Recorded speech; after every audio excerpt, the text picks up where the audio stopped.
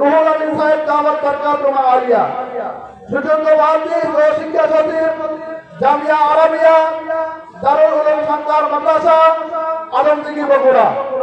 আমি হযরতকে তার মূল্যবান আলোচনা পেশ করার জন্য সবিনয় অনুরোধ জানাচ্ছি।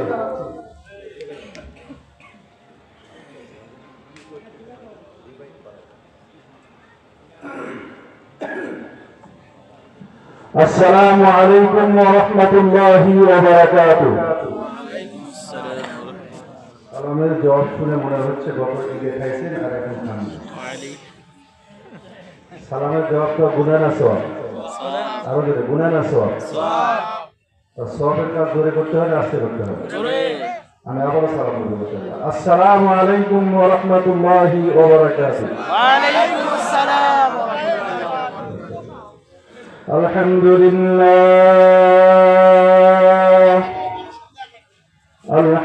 لله نحمده ونستعينه ونستغفره ونؤمن به ونتوكل عليه ونعوذ بالله من شرور أنفسنا ومن سيئات أعمالنا من يهده الله فلا مضل له ومن يضلله فلا هادي له وأشهد أن لا إله إلا الله وحده لا شريك له وأشهد أن سيدنا ونبينا وشفيعنا وحبيبنا ومولانا محمدا عبده ورسوله أما بعد فأعوذ بالله من الشيطان الرجيم بسم الله الرحمن الرحيم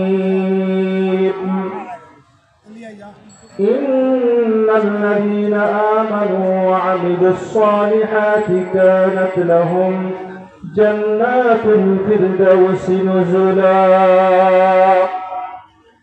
وقال تعالى وأما من خاف مقام ربه ونهى النفس عن الهوى فإن الجنة هي المأوى وقال رسول الله صلى الله عليه وسلم قطرة الدموع تطفئ غضب النار أو كما قال عليه الصلاة والسلام هو الحبيب الذي ترجى شفاعته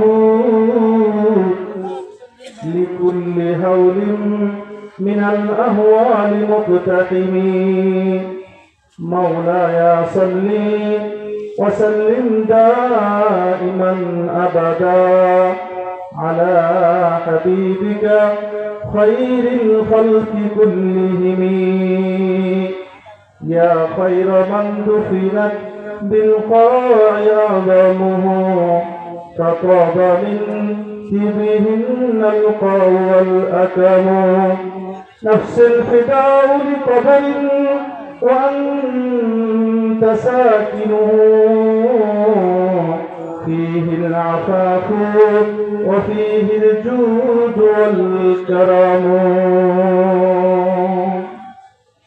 الحمد لله অধ্যকার আয়োজিত সাহেবপাড়া জায় মসজিদের উদ্যোগে বার্ষিক ওয়াজ মাহফিলের সদরে ইজলাস সম্মানিত সভাপতি জনাব মোহাম্মদ হাবিবুর রহমান হাবিব ভাই, প্রধান অতিথি, বিশেষ অতিথি হযরত উলামায়ে কেরাম, আমার সামনে উপবিষ্ট অত্র এলাকার দিনদরদি দিনবয়সী দিনদার মুসলমান ভাইয়েরা, পর্দার আড়ালে অবস্থানরত আমার মা ও বোনেরা, সর্বাগ্রে সেই মহান রব্বুল ইজ্জত তাবারক ওয়া তাআলার দরবারে শুকরিয়া আদায় করি যে আল্লাহ সুবহানাহু ওয়া তাআলা আমাদেরকে পবিত্র মাহে রজবের দ্বিতীয় দিনে, জুমার দিনে, বরকতময় সময়ে জান্নাতি সামিয়ানার নিচে এসে বসে কোরআন ও হাদিসের কিছু বাণী ওলামায়ে কেরামদের মুখ থেকে শোনার জন্য এসে বসার তৌফিক দান করলেন। এই জন্য সকলেই সমস্বরে সেই মাওলাকে রাজি খুশি করার জন্য উচ্চ স্বরে শুকরিয়া আদায় করব যেন আল্লাহ তাআলার আরশে আজিমের গিয়ে ধাক্কা লাগে। সকলে চিৎকার করে বলি আলহামদুলিল্লাহ। শত কোটি দরুদ ও সালাম বর্ষিত হোক বিশ্ব মানবতার মুক্তির দূত আকায়ে নামদার তাজদার মদিনা আহমদ মুস্তাফা সাইয়্যিদে মুজতবা সরকারে দো জাহান নবী মুহাম্মদুর রাসূলুল্লাহ সাল্লাল্লাহু আলাইহি ওয়াসাল্লাম। সম্মানিত উপস্থিতি, আমরা যারা আসছি, আপনারা যারা আসছেন, এটা কি আপনারা খুশি না নারাজ? আমাদের খুশি না নারাজ? যেমন খুশি রাসূল আকরাম সাল্লাল্লাহু আলাইহি ওয়াসাল্লাম বলেন, যারা এই সমস্ত কোরআনের মাহফিলে বসে হাফাত আলাইহিমুল মালাইকা, চতুর্দিকে আল্লাহ তাআলার রহমতের ফেরেশতা বেষ্টন করে রাখে। নাযালাত আলাইহিমুস সাকিনা, আল্লাহর পক্ষ থেকে এক প্রকারের বিশেষ রহমত নাযিল হতে থাকে। ওয়া যাকারাহুমুল্লাহু ফী মান ইনদা, আল্লাহ তাআলা তার নৈকট্যতম ফেরেশতাদেরকে নিয়ে আলোচনা করতে থাকে যে এই বান্দারা কিসের বিষয়, কিসের আশায়, কি জন্য আমার কাছে আসছে। এখানে বলছে ফেরেশতারা বলে, ওগো আল্লাহ, তারা দুনিয়ার কোনো আশায়, পার্থিব জগতে কোনো লাভের জন্য বসে নাই, একমাত্র তোমাকে পাওয়ার জন্য, জাহান্নাম থেকে মুক্তির জন্য, জান্নাত পাওয়ার জন্য বসছে। আল্লাহ বলে, তারা কি আমাকে দেখছে? বলে, না, দেখেনি। ওলামা ইকরামদের মুখ থেকে শুনছে, বলে আমাকে দেখে নাই, জান্নাত দেখে নাই, জাহান্নামে দেখে নাই। এরপরেও যারা আখিরাতের আশায় বসছে, তোমরা সাক্ষী থাকো, আমি আল্লাহ তাআলা এই সমস্ত বান্দার সব গুনাহ মাফ করে দেব। শুধু তাই নয়, ফেরেশতারা ঘোষণা করতে থাকে, কুনু মাগফুরান লাকুম, কুনু মাগফুরান লাকুম, قد بدلت سيئاتكم حسنات। ফেরেশতারা একদল ফেরেশতা আশেপাশে আওয়াজ দিতে থাকে, তোমরা যারা আসো শেষ পর্যন্ত থাকবে, শেষ পর্যন্ত থেকে ওঠার আগেই আল্লাহ তাআলা তোমাদের সব গুনাহ মাফ করে দিবেন। শুধু তাই নয়, বুদ্দিলাত সাইয়্যাতিকুম হাসানা, তোমরা যে গুনাহ নিয়ে বসছিলে, এই গুনাহকে আল্লাহ তাআলা নেকি দ্বারা পরিবর্তন করে দিবেন। তাহলে খুশির বিষয় নয়? কাল কিয়ামতের মাঠে একজন বান্দাকে ডাকা হবে, জাহান্নামের দিকে নেওয়া হবে। ফেরেশতা জাহান্নামের দিকে টেনে হিসেবে নেবেন। আল্লাহ বলবেন, কি হয়েছে, এই বান্দাকে দেওয়া কেন? তো আল্লাহ, এই বান্দার জান্নাতে যাওয়ার মতো নেকি কোনো পুঁজি পাওয়া যায় না। আল্লাহ বলে, দেখো তার জীবনের 5টি লাশ আবার ভেরিফিকেশন করো, দেখো। ফেরেশতা দেখে বলবে, আল্লাহ তো পাওয়া যায় না। আল্লাহ বলে, আবারও দেখো। শেষ পর্যায়ে ফেরেশতা তার জিন্দেগির 5টি লাশ আলোচনা পর্যালোচনা ভেরিফিকেশন করে তদন্ত করে দেখবেন, পাওয়া যায় না। তবে ওই সাহেবপাড়া মসজিদে একদিন ওলামা ইকরামদের মাহফিল হয়েছিল, দ্বীনি মজলিস হয়েছিল। সেখানে দ্বীনি মজলিসে আল্লাহর মহব্বতে, রাসূলের মহব্বতে অল্পক্ষণ সময় বসেছিল, এছাড়া আর নাকি পাওয়া যায় না। আল্লাহ বলেন, ফাবিইজ্জাতি ওয়া জালালি, ফাবিইজ্জাতি ওয়া জালালি লাআদখুলান্নাল জান্নাহ। আল্লাহু আকবার। আল্লাহ বলেন, আমি আল্লাহর ইজ্জতের কসম, জালালের কসম, যেই বান্দা আমি আল্লাহ তাআলার মহব্বতে একটু সময় কোরআনের মাহফিলে ওলামা ইকরামের সোহবতে বসছে, ওই কারণে এই বান্দার কোনো নেক আমল থাক আর না থাক, আমি আল্লাহ জান্নাত দিই। জান্নাতি সামিয়ানা আল্লাহ তাআলা আমাদের বসার তৌফিক দান করেছেন। আমরা আবারও শুকরিয়া আদায় করি, আলহামদুলিল্লাহ। সম্মানিত মুসলিম কেরাম, ইতিপূর্বে আলোচনা শুনছিলেন নবী আকরাম সাল্লাল্লাহু আলাইহি ওয়াসাল্লামের বরত্ব কিয়ামতের মাঠে উম্মতের সুপারিশ করবেন। রাসূল আকরাম সাল্লাল্লাহু আলাইহি ওয়াসাল্লাম বলেন, লিকুল্লি নাবিয়্যিন দাওয়াতুন মুস্তাজাবা ওয়া ইন্নী উরিদু আন আখতাবিয়া দাওয়াতি শাফাআতান লি উম্মতি ইয়াওমাল কিয়ামাহ। রাসূল বলেন, প্রত্যেকটা নবীকে আল্লাহ তাআলা একটা বিশেষ দোয়া করার সুযোগ দান করেছেন, যেই দোয়া অবসম্ভবে কবুল, 100 কবুল হবে। প্রত্যেকটা নবীকে আল্লাহ তাআলা দান করছেন, কিন্তু প্রত্যেকটা নবী সমস্ত নবীরা দুনিয়া থেকে ওই দোয়া করে গেছেন। কেউ নিজের পরিবারের জন্য করছেন, কেউ উম্মতের জন্য করছেন, কেউ গ্রামবাসীর জন্য করছেন, কেউ সন্তানের জন্য করছেন। আমার নবী বলেন, ওই দোয়াটা আমি দুনিয়া থেকে করি নাই, এই দোয়াটা আমি স্পেশাল স্টকে রেখে দিয়েছি। কিয়ামতের মাঠে যখন আমার উম্মতরা, গুনাহগার উম্মত জাহান্নামে যাবে, আমি আল্লাহর সামনে ওই দোয়া করে আমার এই গুনাহগার উম্মতকে জাহান্নাম থেকে ফিরানো আমার জান্নাতে নিয়ে যাব। এটা হলো আমাদের নবী। নবী আকরাম সাল্লাল্লাহু আলাইহি ওয়াসাল্লাম সাইয়্যিদুর রাসূল, সমস্ত নবীদের সর্দার আমাদের নবী। কেমন নবী? আমরা কেমন উম্মত? قال رسول الله صلى الله عليه وسلم إن الله حرم الجنة على الأمم على الأنبياء حتى أن أدخلها وإن الجنة حرمت على الأمم حتى أن يدخل أمتي রসুল বলেন, আমি নবী যতক্ষণ পর্যন্ত জান্নাতের দরজা খুলব না, জান্নাতে না যাব, আদম থেকে ঈসা আলাইহিস সালাতু ওয়াস সালাম পর্যন্ত যত নবী দুনিয়াতে আসছে সমস্ত নবীদের জন্য জান্নাত হারাম। আর আমার এই উম্মত যতক্ষণ পর্যন্ত জান্নাতে না যাবে সমস্ত উম্মতের জন্য জান্নাত হারাম। এই জন্য এই নবীকে আমাদের মহব্বত করতে হবে, নবীকে ভালোবাসতে হবে। মুসলমান ভাইরা আমার, আমি যে আয়াতটি তেলাওয়াত করেছি, এই আয়াতের ভিতরে আল্লাহ সুবহানাহু ওয়া তাআলা একটা মৌলিক কথা আমাদের জন্য বর্ণনা করছেন। মৌলিক কথাটি, আল্লাহ তাআলা তো আমাদেরকে দুনিয়াতে প্রেরণ করেছেন আল্লাহর আনুগত্য করা, দাসত্ব করার জন্য, আল্লাহর বিধান অনুযায়ী আমাদের জীবন যাপনকে পরিচালিত করার জন্য। কিন্তু দুনিয়াতে আসার পরে শয়তানের ধোঁকায় আমরা সেগুলো ভুলে যাই, আল্লাহর কাছে আল্লাহর কালাম পড়ি না, আল্লাহর ইবাদত করি না, আল্লাহ রাব্বুল আলামিনের দেওয়া বিধান মোতাবেক জীবন পরিচালনা করি না। এর পিছনে কারণটা কি? কোন বস্তুটা আমরা হারাইছি? আমাদের হৃদয়ে কোন বস্তুটা নাই, যেই বস্তু না থাকার কারণে আজকে আমাদের নামাজ ভালো লাগে না, আমাদের ইবাদত ভালো লাগে না, আল্লাহ আল্লাহ ভালো লাগে না, এক কথায় আল্লাহর জীবন বিধানকে ভালো লাগে না। কোন বস্তুর কারণে?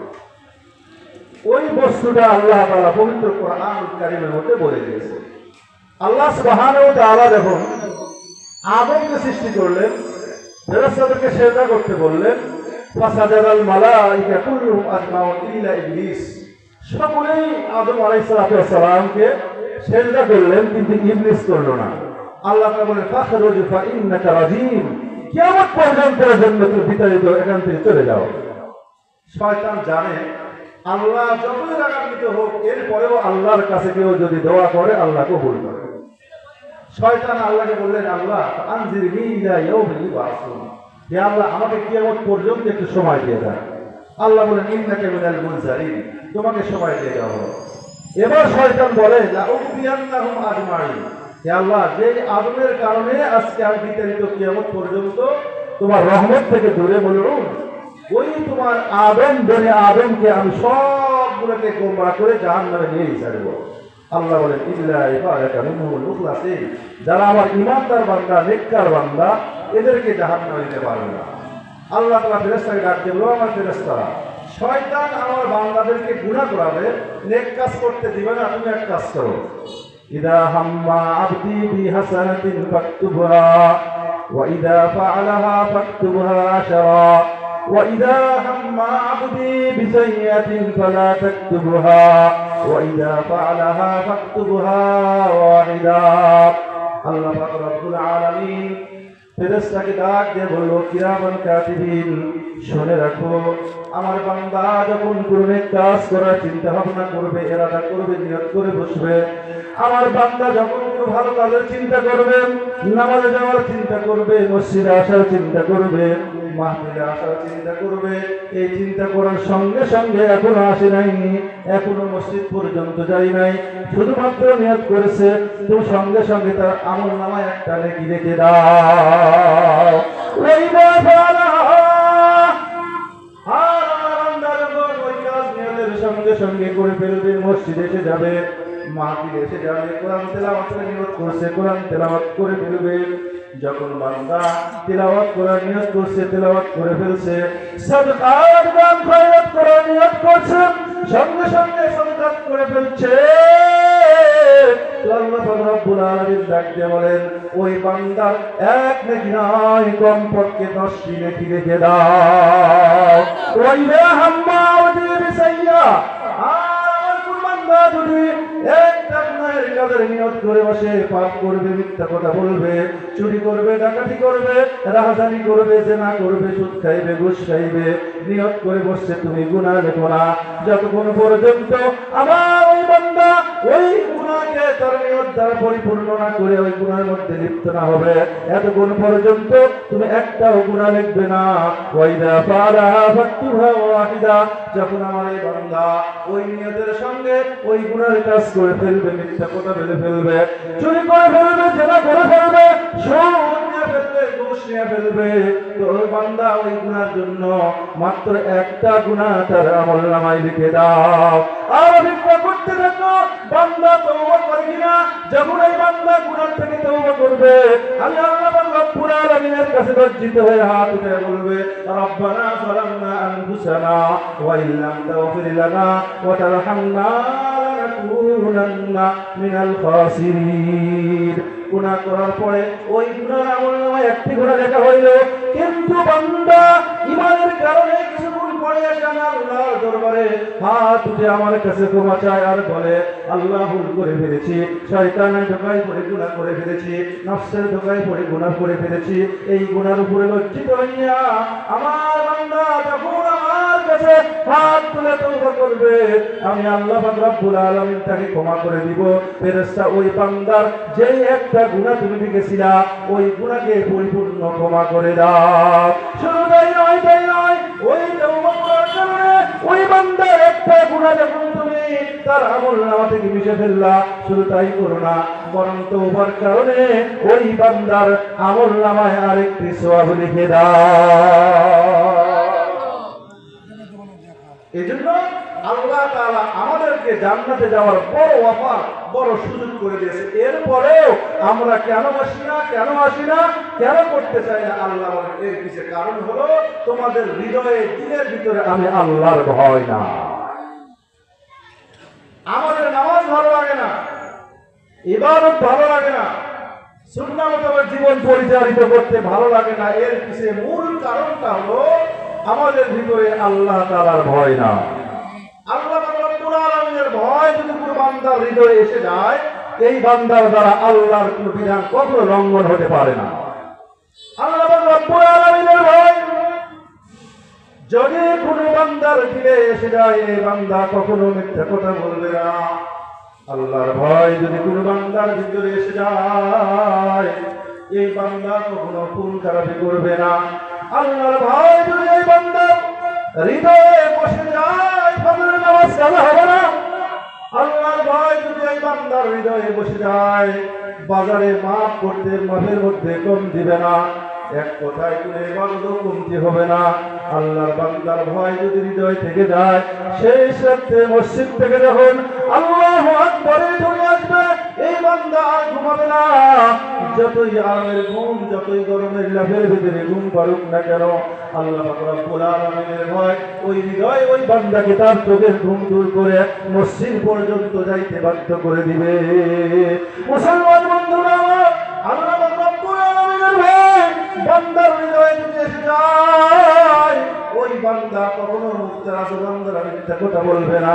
ফাঁসির কাষ্টে ঝুলতে হলে ফাঁসির কাষ্টে ঝুলবে, যদি মৃত্যুবরণ করতে হয় মৃত্যুবরণ করবে, সন্তান সন্ততি চলে যায় তবু মিথ্যা কথা বলবে না, ধন সম্পদ নষ্ট হয়ে যায় তবু কখনো মিথ্যা কথা বলবে না। কারণ মিথ্যা কথা বললে আল্লাহ রাব্বুল আলামিন তার ঈমানকে বিনষ্ট করে দিবে। মুসলমান বন্ধুরা আমার, এই জন্য আল্লাহ রাব্বুল আলামিন বলেন, ওয়া আম্মা মান খাফা মাকামা রাব্বিহি ওয়া নাহান নাফসা আনিল হাওয়া ফাইন্নাল জান্নাতা হিয়াল মাওয়া। আল্লাহু আকবার। মুসলমান বন্ধুরা আমার, ইতিহাসের সবচেয়ে বড় জালেম বাদশা ছিল হাজ্জাজ বিন ইউসুফ। এমন জালেম ছিল, মানুষের রক্ত না দেখলে তার ঘুম আসতো না। দৈনন্দিন মানুষকে খুন করে তার নেশা ছিল, মানুষের রক্ত দিয়ে গোসল করত। এমন একটি জালেম বাদশা হাজ্জাজ বিন ইউসুফের কাছে কোনো মানুষের নালিশ গেলে ওই মানুষের জন্য পৃথিবীতে বেঁচে থাকার কোনো অধিকার থাকতো না, দ্বিগণ্ডিত করে ফেলত। দুইজন যুবক ছিল, হাজ্জাজ বিন ইউসুফের কাছে নালিশ গেল। দুইজন যুবক দুই ভাইদের জন্য হাজ্জাজ বিন ইউসুফের কাছে যখন নালিশ যায়, হাজ্জাজ বিন ইউসুফ বলল, দুই ভাইকে ধরে নিয়ে আসো। দুই ভাইয়ের কানে যখন হাজ্জাজ বিন ইউসুফের এই বার্তা বুঝলো, সঙ্গে সঙ্গে বাড়ি থেকে পলায়ন করলো। আর তাদেরকে খুঁজে পাওয়া যায় না। 1 মাস, 2 মাস, 3 মাস, 6 মাস, 1 বছর পর্যন্ত বাদশা হাজ্জাজ বিন ইউসুফ এই দুই সন্তানকে খুঁজে পাওয়া গেল না, খুঁজতে পাইতেছিল না। শেষ পর্যায়ে তার মন্ত্রী পরিষদদেরকে ডেকে বলল, ওই দুই সন্তান 1 বছর হয়ে গেল, তাদের কোনো খোঁজ নাই, বের করো, খুঁজে খুঁজে বের করো। ওই দুই সন্তানকে আমার বড্ড প্রয়োজন, তাদেরকে খুঁজে বের করো। মন্ত্রী পরিষদের একজন বিচক্ষণ ব্যক্তি বলল, জনাব, দুই সন্তান তো ফেরাই আসেনি, বাড়ি তাদের নাই, বাড়িতে নাই, পলায়ন করে আত্মগোপন করে আছে। ওই দুই সন্তানকে যদি বের করতে চান, ওই দুই সন্তানকে যদি আপনার হাতের নাগালে পেতে চান, ওই দুই সন্তানকে যদি আপনি খোঁজ পাইতে চান, তাহলে ওই দুই সন্তানের পিতাকে আপনি ধরে নিয়ে আসেন, পিতাকে অ্যারেস্ট করে আপনার সামনে এসে জিজ্ঞাসা করেন, তাহলে ওই দুই সন্তানের খোঁজ তার পিতা নিশ্চয় দিয়ে দিবেন, কারণ ওই সন্তানের পিতা কখনো মিথ্যা কথা বলে না।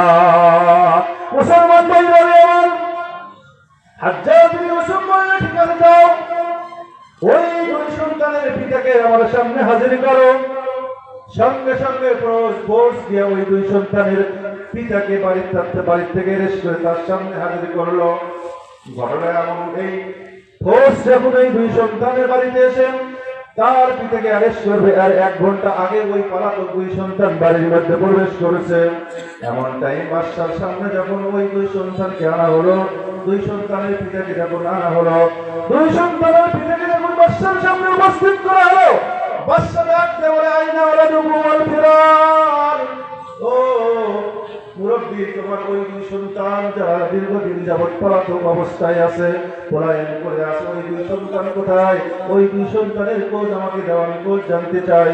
সঙ্গে সঙ্গে এই পিতা চিন্তা করলো, কি বলবো বাদশার সামনে, যদি বলে আমার সন্তান আমার বাড়িতেই আছে, এক্ষুনি মাত্র বাড়িতে প্রবেশ করেছে, তাহলে আমার ওই দুই সন্তানের মাথা একটা দ্বিখণ্ডিত হয়ে যাবে, জল্লাদ তাদেরকে দ্বিখণ্ডিত করে ফেলবে, আমার ওই দুই সন্তানের বাঁচার কোনো কায়দা থাকবে না। আর যদি মিথ্যা কথা বলে, আমার সন্তানের খবর আমি জানি না, কোথায় আছে আমার সন্তান আমার জানা নাই। কিন্তু যদি এই কথা বলি মিথ্যা কথা হয়ে যায়, মুসলমানকে আপনি মিথ্যা কথা বলে, আমি যদি মিথ্যা কথা বলি আমার ঈমান বিনষ্ট হয়ে যাবে। কিয়ামতের মাঠে আল্লাহ পাক রব্বুল আলামিন ওই মিথ্যার কারণে আমাকে জাহান্নামের শাস্তির মধ্যে নিবদ্ধ করে দিবেন। অথবা মিথ্যা কথা বলতে পারবো না। আমার দুই সন্তান এক তো হয়তো বাদশার সামনে কল্লা জীবন দিতে হবে, কিন্তু মানুষের তো মৃত্যু আসবেই, সন্তান তো চাইলে সময় আসলে মৃত্যুবরণ করবে। অনেক মিথ্যা কথা আমি বলতে পারবো না। আমার দিনের ভিতরে আল্লাহ পাক রব্বুল আলামিনের ভয়, আমি বাদশার সামনে মিথ্যা কথা বলতে পারবো না। সঙ্গে সঙ্গে বাদশার সামনে ওই পিতা বলে দিল, এই মাত্র আমার দুই সন্তান দীর্ঘদিন পর্যন্ত বাড়ি থাকার পরে, দীর্ঘদিন পর্যন্ত পলাতক থাকার পরে একটু আগেই আমার বাড়িতে দুই সন্তান প্রবেশ করেছে। বাদশার সামনে একেবারে সত্য কথা বলে দিলেন। সুবহানাল্লাহ। বাদশা বলছে, বলে যাও যাও, ওই দুই সন্তানকে ধরে নিয়ে আসো, অ্যারেস্ট করে আমার সামনে নিয়ে আসো। মুসলমান ভাই আমার সঙ্গে সঙ্গে বাদশার পর পুলিশকে ওই দুই সন্তানকে যখন বাদশার সামনে উপস্থিত করা হলো, কিতাবের ভিতরে আছে তারা আলু পাড়াই দাহুমা, দুই বাচ্চা কম্পমান ছিল, কাঁপতে কাঁপতে বাদশার সামনে উপস্থিত। বাচ্চা দয় জানে, যুবক দয় জানে, আজকে আমাদেরকে বাদশার সামনে উপস্থিত করা হয়েছে, আমাদের বাঁচার কোনো অধিকার নেই। এমন একটি জানেন বাদশা, এই বাচ্চা যার বিরুদ্ধে নালিশ করে তার কোনো অধিকার থাকে না। মুসলমান বন্ধুরা আমার, ওই দুই বাচ্চা কম্পমান ছিল, বাদশার সামনে যখন উপস্থিত করা হলো, বাদশা তার চেহারা দেখে রাগান্বিত হয়ে গেল। সঙ্গে সঙ্গে অর্ডার করল, এই দুই সন্তানকে আমার সামনে, শুধু আমার সামনে নয়, ওই পিতার সামনে, আমার সামনে এই দুই বাচ্চাকে দ্বিখণ্ডিত করে দাও। জল্লাদ উন্মুক্ত তরবারি সামনে দিকে অগ্রসর হয়, দুই বাচ্চার কল্যাণকে দ্বিখণ্ডিত করে দিবে, দুই বাচ্চাকে মৃত্যুদণ্ড দিয়ে দিবে। সন্তান কাঁদে, পিতাও কাঁদে, কাঁদতে থেকে আল্লাহ পাক রব্বুল আলামিনের কাছে দোয়া করতে থাকে, ও মাওলা, দুই সন্তানকে বাঁচানোর জন্য আমি মিথ্যা কথা বলি নাই, আমি সত্য কথা বলেছি। সত্য মানুষকে নাজাত দিয়ে দেয়, মিথ্যা মানুষকে হালাক করে দেয়, আমি সত্য কথা বলেছি। আল্লাহ পাক রব্বুল আলামিন বাদশার দিল তো তোমার হাতে, ইন্না কুলুবা আদম বাইনা ইসবাইর রহমান। আল্লাহ নবী বলেন মানুষের দিল তো আল্লাহর হাতে, ইউকাল্লিবু কাইফা ইয়াশা। আল্লাহ পাক রব্বুল আলামিন চাইলে কখন কার দিল কখন ঘুরে দিবে। পাক্কা কাফেরকেও আল্লাহ পাক রব্বুল আলামিন দিলকে ঘুরে দিতে পারে। হযরত সাইয়েদনা ওমর রাদিয়াল্লাহু তাআলা আনহুর ঘটনা আমরা সকলেই কম বেশি জানি। আল্লাহ নবী সাল্লাল্লাহু আলাইহি ওয়াসাল্লামের মাথা নেওয়ার জন্য যায় কল্যাণ নেবে, পুরস্কার ঘোষণা হয়ে গেছে, মুহাম্মাদের মাথা দিয়ে নিতে পারবে তাকে 100টি লাল উট দেওয়া হবে। ওমর রাদিয়াল্লাহু তাআলা আনহু বলেন এই পুরস্কার আমাকেই গ্রহণ করতে হবে, আমি এই পুরস্কার নিব। মুহাম্মাদের মাথা এনে আমি কাফেরদের সামনে উঠবা সাইবা আবু জেহেল আবু লাহাবের হাতে উঠে দিয়া 100টা উট আমি পুরস্কার হিসেবে লুফিয়ে নিব। আল্লাহ পাক রব্বুল আলামিন বলেন ওমর তোমার দিল তো আমি আল্লাহর হাতে। কার দিল? তোমার দিল তো আমি আল্লাহর হাতে। মুহাম্মদুর রাসূলুল্লাহ সাল্লাল্লাহু আলাইহি ওয়াসাল্লামের মাথা নেওয়ার জন্য হযরত ওমর উন্মুক্ত তরবারি ছুটছে। সাহাবায়ে কেরাম যখন দূর থেকে দেখে ওমর আসছে উন্মুক্ত তরবারি নিয়ে, রাসূলকে বলে রাসূল আমরা এখান থেকে একটু আত্মগোপনে যাই, পলায়ন করি। এবার তো তরবারি ওমর আসছে, ওমরের হাতের থেকে বাঁচার মতো ক্ষমতা কারো নাই। ওমর মুক্ত তরবারি নিয়ে আসে, আপনার ক্ষতি করে বসবে, আপনাকে হত্যা করে বসবে, এখান থেকে চলে যাই, একটু আমরা আত্মগোপনে যাই। আর নয় আপনি আমাদেরকে অর্ডার দেন, আমি ওমরকে আমরা ধরে ফেলি, তাকে হত্যা করে ফেলি। আল্লাহ নবী বললেন না না না, ওমরকে আমার সামনে আসতে দাও।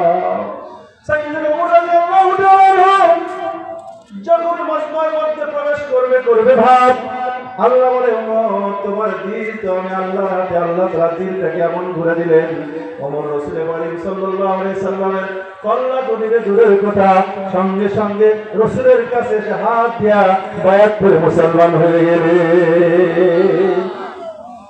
আল্লাহ পাক রব্বুল আলামিন হাতে বন্ধন করো বাদশা হামজা বিন ইউসুফ যখন এই দুই যুবক সন্তানদেরকে দুই ভাইকে দ্বিগণ্ডিত করার হুকুম দিয়ে দিল, আল্লাহ পাক কলবকে তেরা করে দিল, একটু করে দিল, দিলের ভিতরে রহম করে দিল।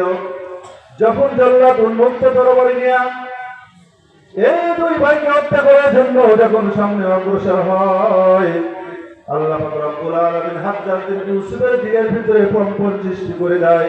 কি যেন একটা প্রকম্পিত অবস্থা হয়ে যায়, ভীত সন্ত্রস্ত হয়ে যায়, কাঁপা শুরু হয়ে যায়, কাঁপতে কাঁপতে শুরু হয়ে যায়।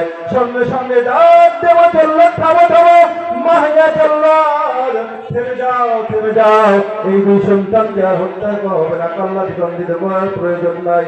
সন্তানের বাপকে রেখে বলে আমি তোমার দুই সন্তানকে ক্ষমা করে দিলাম, বিসিদিকা তুমি যে আমার সামনে তোমার দুই সন্তান দ্বিগণ্ডিত হবে জানার পরেও যখন মিথ্যা কথা বলো নাই, সত্য কথা বলেছ, ওই সত্য কথা বলার কারণে আমি তোমার দুই সন্তানকে ক্ষমা করে দিলাম। বলেন তো দেখি, এই যে এই পিতা তার দুই সন্তান দ্বিখণ্ডিত হবে জানার পরেও মিথ্যা কথা না বলে, মিথ্যার আশ্রয় না নিয়ে সত্য কথা বলছে, এর কারণটা কি? দিলের ভিতরে ছিল কার ভয়? আল্লাহর ভয়। দিলের ভিতরে যদি আল্লাহর ভয় থেকে যায়, আমার জবান দ্বারা কখনো মিথ্যা কথা হবে না। দিলের ভিতরে আল্লাহর ভয় থাকে, হাত দ্বারা গুনাহ হবে না। দিলের ভিতরে আল্লাহর ভয় থাকলে জবান দ্বারা গুনাহ হবে না। দিলের ভিতরে আল্লাহর ভয় থাকলে চোখ দ্বারা গুনাহ হবে না। দিলের ভিতরে আল্লাহর ভয় থাকলে মস্তিষ্ক দ্বারা গুনাহের চিন্তা কখনো হবে না। এই জন্য আল্লাহ বলেন আম্মা মান খাফা মাকাম রাব্বিহি ওয়া নাহা আন-নাফসা আনিল হাওয়া ওয়া ইন্নাল জান্নাতা হিয়াল মাওয়া। বান্দা তুমি আমাকে ভয় করো, তুমি আমাকে ভয় করো, কিয়ামতের মাঠে আল্লাহর সামনে আমাকে দাঁড়াইতে হবে। আমি যেভাবেই চলি যেই দিকেই যাই, যা কিছু করি না কেন, জিন্দেগির পাই টু পাই হিসাব আল্লাহর সামনে আমাকে দিতে হবে। কাল কিয়ামতের ময়দানে আল্লাহর সামনে আমাকে দণ্ডায়মান হইতে হইবে, দাঁড়াইতে হইবে। আল্লাহর সামনে আমার জিন্দেগির সব পাই টু পাই হিসাব দিতে হবে। ওই দিনের কথা স্মরণ করে যে ব্যক্তি আল্লাহকে ভয় করে আর এই ভয় দিলে পোষণ করে সমস্ত খারাপ কাজ থেকে, সমস্ত কুকর্ম থেকে, সমস্ত নাফরমানি থেকে, সমস্ত গুনাহ কাজ থেকে বিরত থাকে, আল্লাহ রাব্বুল আলামিন বলেন ওই ব্যক্তির ঠিকানাই হলো আমার জান্নাত। এই জন্য দিলের ভিতরে আগে আনতে হবে আল্লাহর ভয়। আল্লাহ রাব্বুল আলামিনের ভয় আমাদের হৃদয়ে না থাকার কারণে আজকে বেমালুম আমরা বিভিন্ন গুনাহের কাজের মধ্যে লিপ্ত। এর কারণটা হলো যখন আমরা গুনাহের কাজ করি তখন আল্লাহকে ভুলে যাই।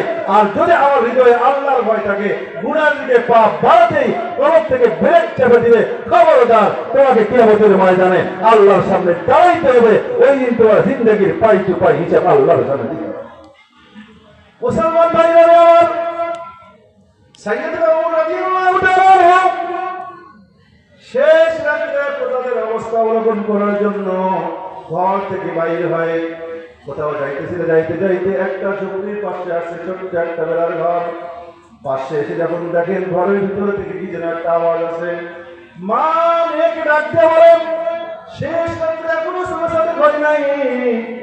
মা তার মেয়েকে ডাকতে বলে, ওঠো মা ওঠো, বকরি দহন করো, বাজারে যাইতে হবে, বাজারে দুধ বিক্রয় করতে হবে, তুমি একটু উঠো, বকরি দহন করে ওই দুধের ভিতরে পানি মিশিয়ে দাও, পানি মিশিয়ে দাও, 1 কেজি দুধ 4 কেজি বানায় দাও, 2 কেজি দুধ 3 কেজি বানায় দাও, 4 কেজি দুধ 5 কেজি বানায় দাও।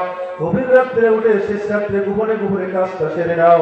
সকালবেলা বাজারে যাইতে হবে, বেশি দামে তোমার দুধটাকে বিক্রি করতে হবে।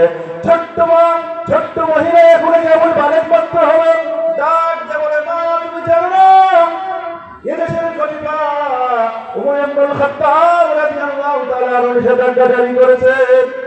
ওমর রাদিয়াল্লাহু তাআলা আনহু যদি জানতে পারে আর বুঝতে পারে আর শুনতে পারে আমরা দুধের ভিতরে পানি মিশিয়ে দিয়েছি, তাহলে আমাদের মাথা থাকবে না, আমাদের কঠিন প্রহার করবে, শাস্তির সম্মুখীন হতে হইবে।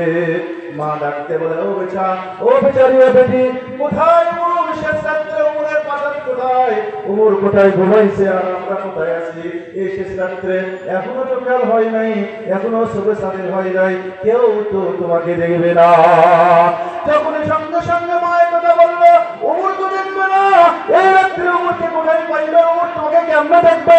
সঙ্গে সঙ্গে ওই মেয়ে ডাকতে বলে, মা ফাইনাল্লাহ, ওমর যদি আমাকে না দেখে, পৃথিবীর কেউ না দেখুক, এই রাত্রে তো আমার আল্লাহ আমাকে দেখে ফেলবে। আল্লাহু আকবার। মেয়ে বলতেছে, মা আপনি বলছেন ওমর দেখবে না, কিন্তু শেষ রাত্রে আমি পানি দিয়ে দুধের ভিতরে পানি মিশাইবো, ওমর না দেখলে তো আল্লাহ তাআলা ওমরের খোদা দেখবেন, ওই খোদার চোখকে আড়াল কেমনে করবে? ইউসুফ আলাইহিস সালাতু ওয়াস সালামের ঘটনা আমরা সকলেই জানি। 7টা দরজা বন্ধ করে দিয়ে 7ম তলায় জুলাইখা ইউসুফের প্রেমে আসক্ত হয়ে তাকে কুকর্ম সাজানোর জন্য তার বাড়ি গোলাম তাকে নিয়ে গেছে। 7টা দরজা বন্ধ করে 7ম দরজার ঘরে গিয়ে সেখানে ইউসুফকে বলে, হাই তালা, তুমি আমার প্রার্থনা পূরণ করো। এই কথা বলার আগে ওই 7ম ঘরেতে একটা মূর্তি ছিল স্থানম, যেটা জুলাইখা পূজা করত। এই ইউসুফকে এই প্রস্তাব দেওয়ার আগে জুলাইখা একটা কাপড় দিয়ে ওই মূর্তিকে ঢেকে রাখলো। ইউসুফ বলল যে ওই মূর্তিকে কেন ঢেকে রাখতেছে?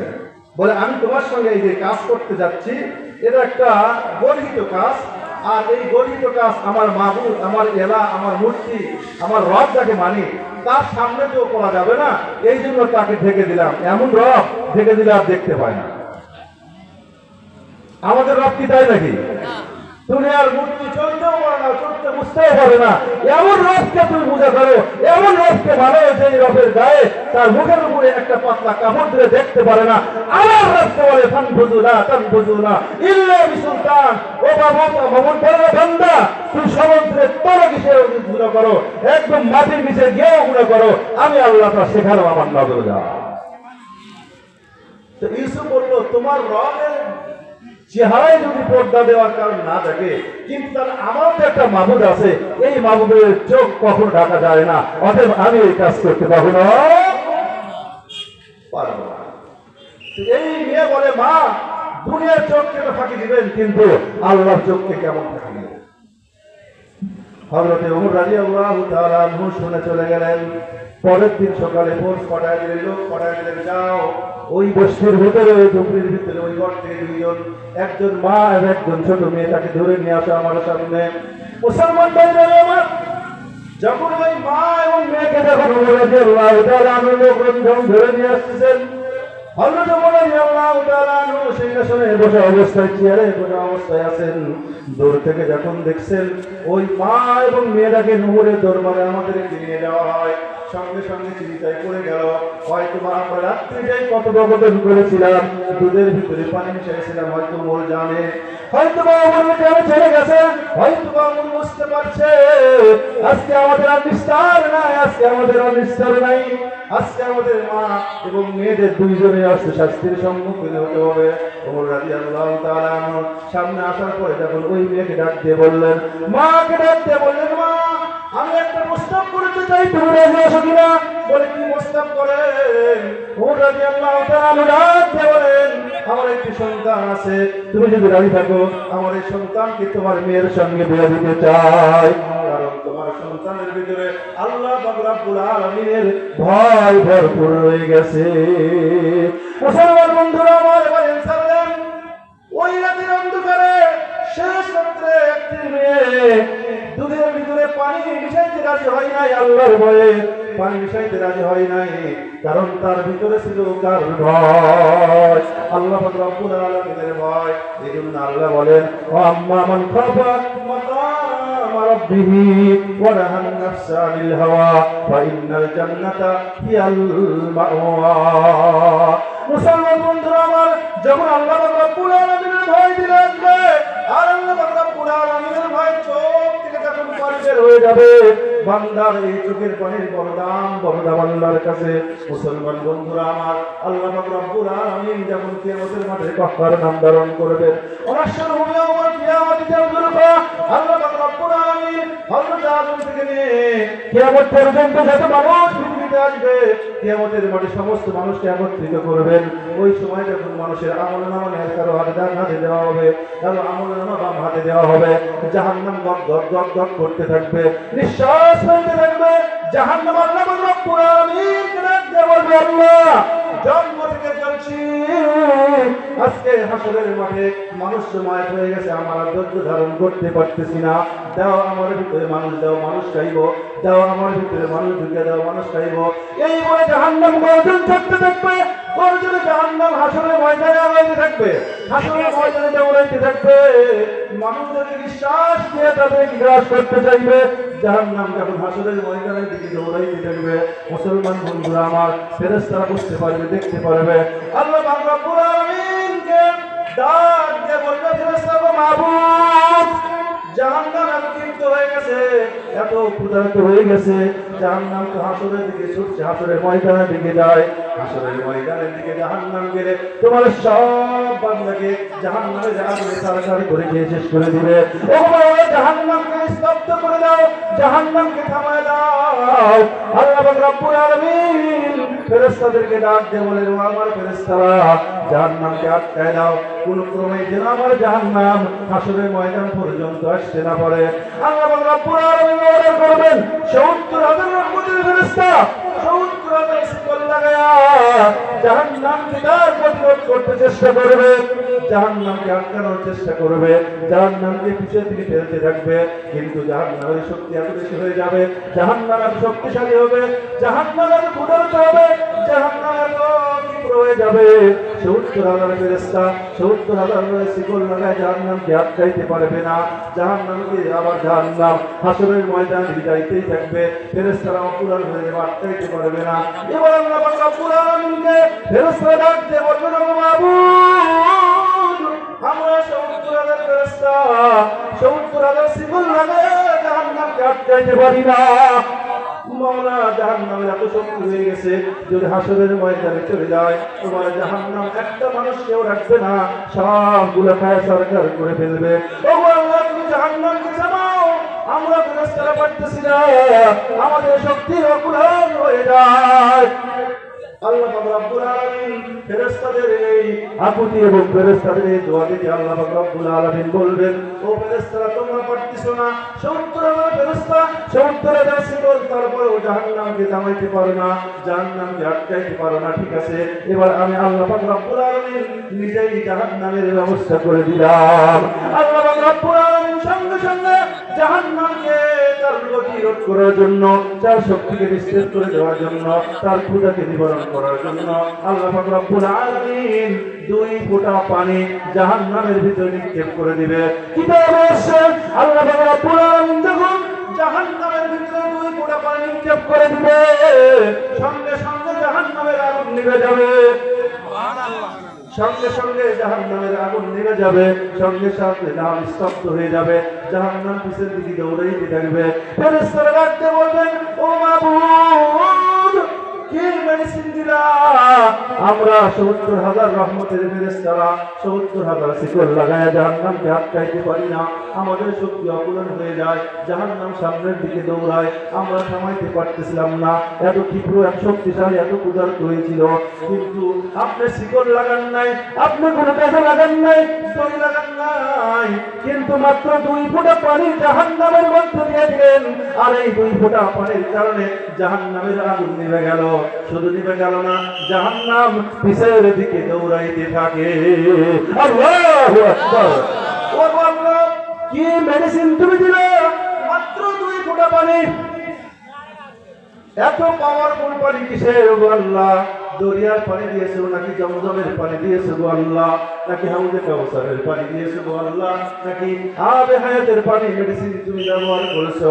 মাত্র 2 ফোঁটা পানির কারণে জাহান্নাম পিছের দিকে দৌড়ায়।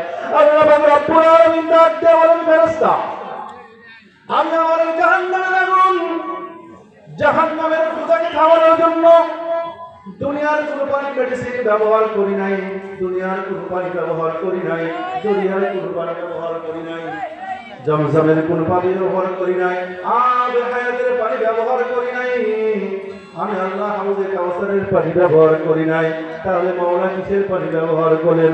আল্লাহ পাক রব্বুল আলামিন ডাক দিয়ে বলবেন, ও আমার ফেরেশতা আমি আল্লাহ পাক রব্বুল আলামিন দুনিয়াতে কিছু আশিকিন, কিছু জাকিরিন, কিছু বান্দা আমার রয়ে গেছে, ওই বান্দার দিনের ভিতরে আমি আল্লাহর ভয় এত বেশি এত বেশি, ওই বান্দা যখন আমি আল্লাহ পাক রব্বুল আলামিনের ভয় নিয়ে নিজেকে সমস্ত গুনাহ থেকে বিরত রাখে, আমি আল্লাহ পাক রব্বুল আলামিনের ভয়কে পোষণ করে গুনাহ থেকে বিরত থাকে, মিথ্যা কথা বলে না, জীবন চাই জিন্দেগি চালায় না, সুদ ঘুষ কারণ থেকে বিরত রাখে, আমি আল্লাহ পাক রব্বুল আলামিনের ভয় তার হৃদয়ে এত বেশি ছিল, নামাজের পরে হাত তুলে, শেষ রাতে নামাজ পড়ে হাত তুলে, এশার নামাজের পরে হাত তুলে, ফজর নামাজের পরে হাত তুলে নির্জনে বসে আমি আল্লাহ পাক রব্বুল আলামিনের দরবারে হাত তুলে যাবে আর বলে, রব্বানা যালামনা আনফুসানা ওয়া ইল্লাম তাগফির লানা ওয়া তারহামনা লানাকুনান্না মিনাল খাসিরিন।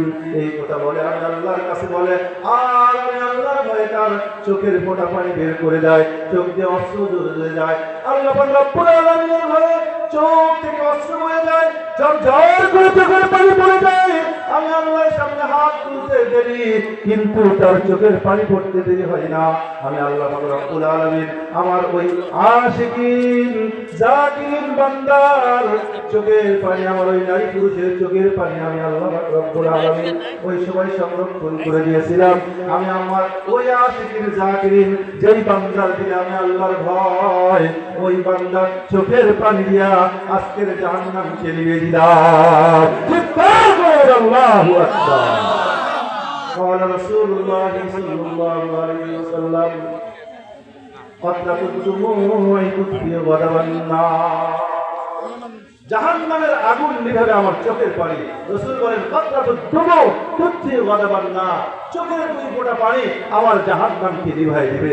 এই জন্য ভাই আসুন, কিয়ামতের মাঠে আমার জাহান্নামের আগুন নিভে দেওয়ার জন্য অস্ত্র আমার কাছে আছে, আমার চোখে আছে, শুধু আল্লাহকে ভয় করি, আল্লাহর ইবাদত করি, আল্লাহ পাক রব্বুল আলামিনের দেওয়া জীবন বিধানকে জীবন বিধান মেনে এই দিনের দিলের ভিতরে একমাত্র ভয় আল্লাহ, দুনিয়ার কারো ভয় নয়, দুনিয়ার কারো ভয় করবো না, একমাত্র ভয় যদি আল্লাহ দেখতে পারি আর ওই ভয় নিয়ে আমি আল্লাহর কাছে হাত উঠবো আর চোখের পানি ফেলাবো, এই চোখের পানি আমাকে জাহান্নাম থেকে মুক্তি দিবে, জাহান্নামের আগুন আমার চোখের পানি দ্বারাই নিভে যাবে।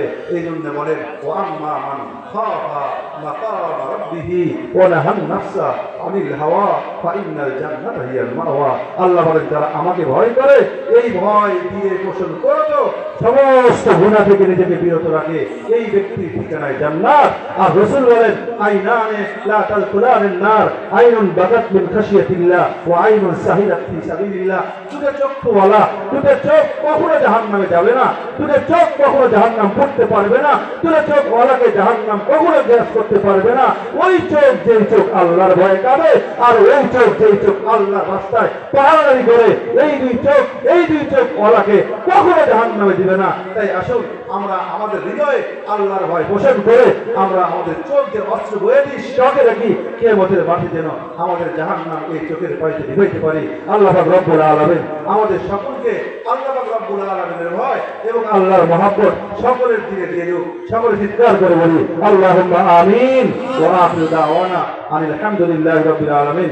আসসালামু আলাইকুম ওয়া রাহমাতুল্লাহি ওয়া বারাকাতুহু।